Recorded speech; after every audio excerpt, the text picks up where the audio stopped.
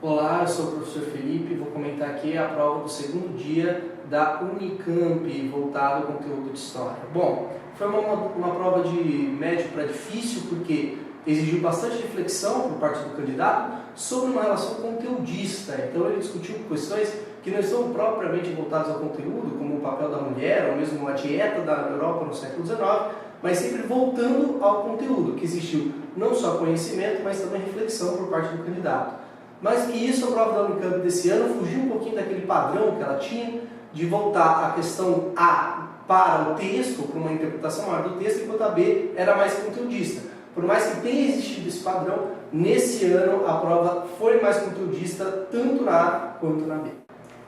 Bom, na questão 1 temos que o assunto foi Roma, período de Otávio Augusto. A temática da questão é voltada à ideia de mentalidade. No item A,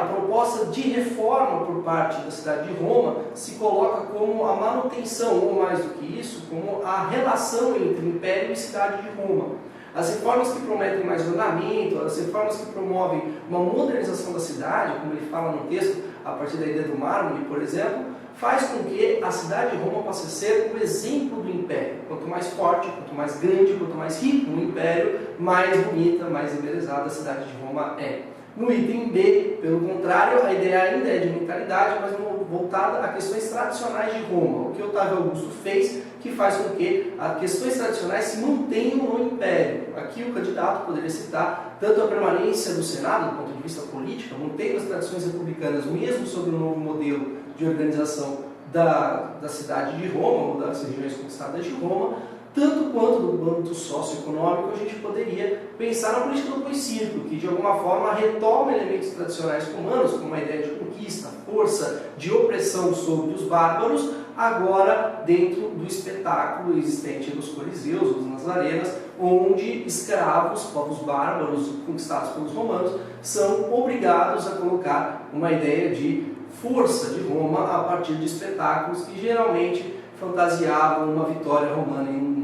uma batalha. Já a questão 2 falava sobre o Sacro Império Romano, o Império Carolíngio, no momento da coroação de Carlos Magno. No item A, era interessante que o candidato retomasse a ideia de que há ali uma continuidade perante o Império Romano e por isso ele é considerado um imperador romano, ou vinculado principalmente ao cargo de Augustus, o mesmo dado ao Otávio Augusto. Portanto, há uma continuidade, há uma imposição de poder a partir da ideia de continuidade romana. Mais do que isso, o candidato poderia citar a ideia religiosa, afinal de contas ele foi colocado pelo Papa, foi coroado pelo Papa, e mais do que isso, a linhagem carolíngia está dentro da cristandade como uma linhagem de crescimento, de força perante os mouros, e mais do que isso, a relação de fidelidade que Carlos Magno conquistou a partir das relações com os proprietários de terra, designando cargos ou títulos que darão origem à relação nobiliária.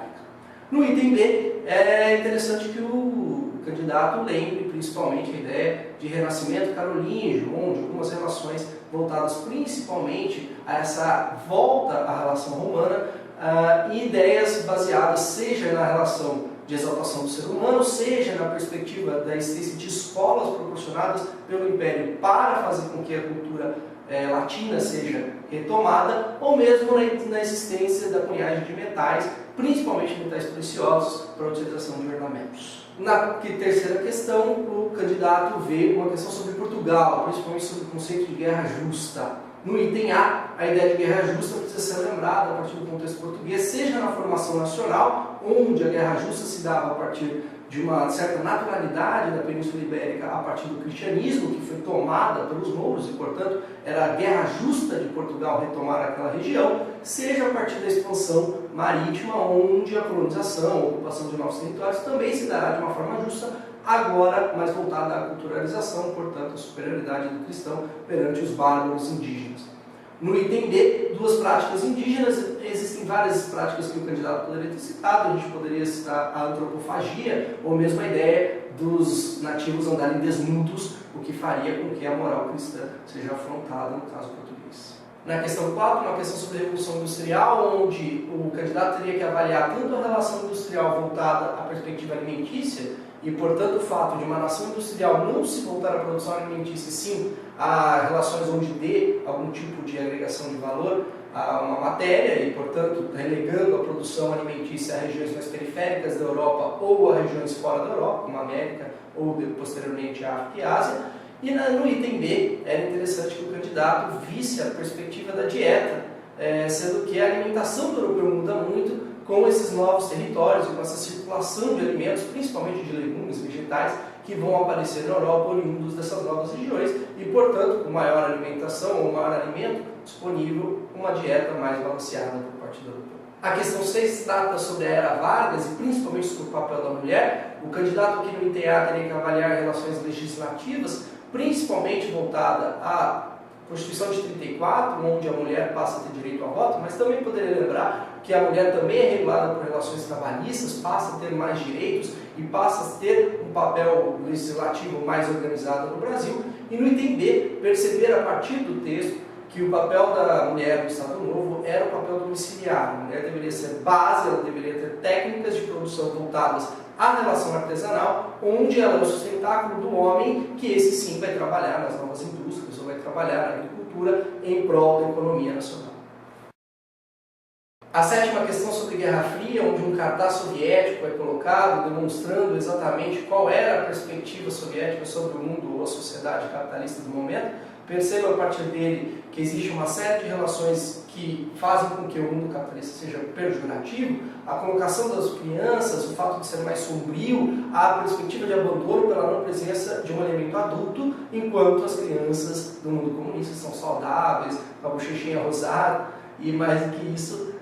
como exige um adulto, mostrando que o mundo soviético não abandona, ou pelo menos cuida das suas crianças, enquanto o mundo capitalista, da livre iniciativa, não cuida das suas crianças. Em termos de conflitos, que era o que pedia o MPB, nós poderíamos lembrar de Revolução Cubana, nós poderíamos lembrar de Guerra das Coreias, ou mesmo Guerra do Vietnã, todos os conflitos que de alguma forma se relacionam à dicotomia capitalismo-comunismo ao longo da Guerra Fria. Na questão número 8, percebe-se a ideia de mundo atlântico, onde o texto remete à ideia de que países como Angola, Moçambique ou Cabo Verde tiveram uma relação muito íntima com a América Portuguesa, com o Brasil, relações que inclusive nem sempre passavam pelo intermédio da metrópole, como por exemplo no tráfico negreiro, e que fizeram com que houvesse um intercâmbio cultural muito grande entre essas duas regiões.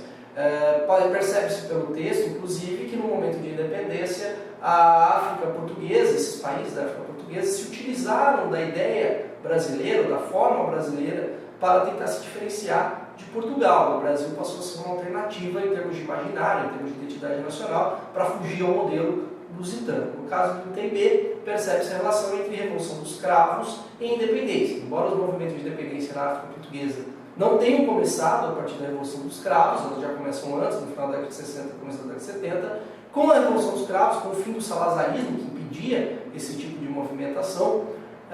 o republicanismo português dá mais chance para que hajam acordos e, portanto, essas independências sejam reconhecidas pela antiga metrópole de Portugal. Na questão 9, uma questão extremamente conceitual, que no item A o candidato teria que refletir sobre a ideia de inflação, então a alta de preços baseado principalmente na dificuldade de consumo e principalmente na falta de abastecimento, que faz com que os produtos cresçam de preço muito rápido, fazendo com que o poder de consumo da população não cresça no mesmo montante. No item B, aludindo à questão brasileira, o Plano Cruzado, durante a década de 80, que foi uma tentativa de combate da inflação com o fixamento de preços e que no primeiro momento, nos primeiros meses, até funciona, consegue impedir com que isso aconteça, só que com uma relação estrutural, que é a falta de abastecimento, a falta de produtos não foi consertado, o que acontece é que a iniciativa de consumo da população leva logo a uma crise de abastecimento, afinal de contas, ou embora haja um congelamento de preços, não há produto nas prateleiras para que o pessoal possa consumir. Por fim, queria comentar também a questão 18, que pode ser entendida dentro do ponto de vista histórico e geopolítico, onde a questão da América Latina é retratada a ascensão de Evo Morales à presidência na Bolívia em 2006.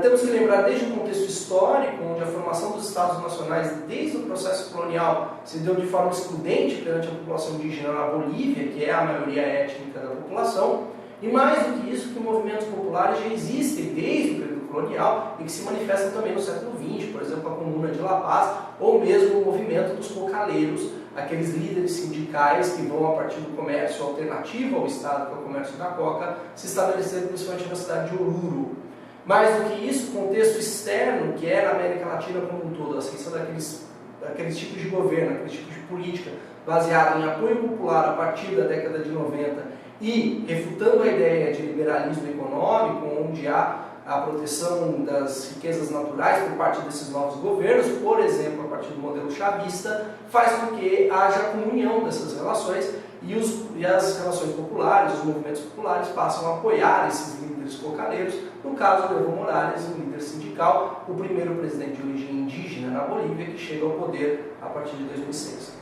No item B, ele pediu uma relação voltada à situação atual, embora a gente já perceba, a partir da análise histórica, que existem movimentos populares existindo na Bolívia e em toda a América Latina desde o processo colonial. Isso não é algo novo, nem está acontecendo nesse momento. No entanto, pela emergência de novos meios de comunicação, pela maior repercussão desses atos em forma global, esses movimentos, baseados principalmente nesses governos de base popular, vão crescer e vão conseguir ter mais dinamismo ao longo da década de 90, principalmente agora no novo milênio. Isso faz com que esses movimentos tenham maior repercussão, apareçam mais e estejam encorajados a propiciar maiores reformas e aí tentando impedir que aquelas relações excludentes que existem desde o período colonial permaneçam em seus países.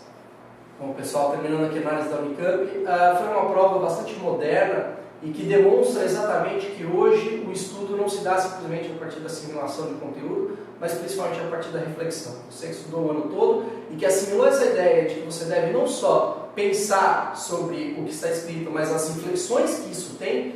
pensar sobre o mundo à sua volta a partir do conteúdo, eu tenho certeza que você foi muito bem na prova, a Unicamp selecionou um excelente candidato e eu tenho certeza que você é um futuro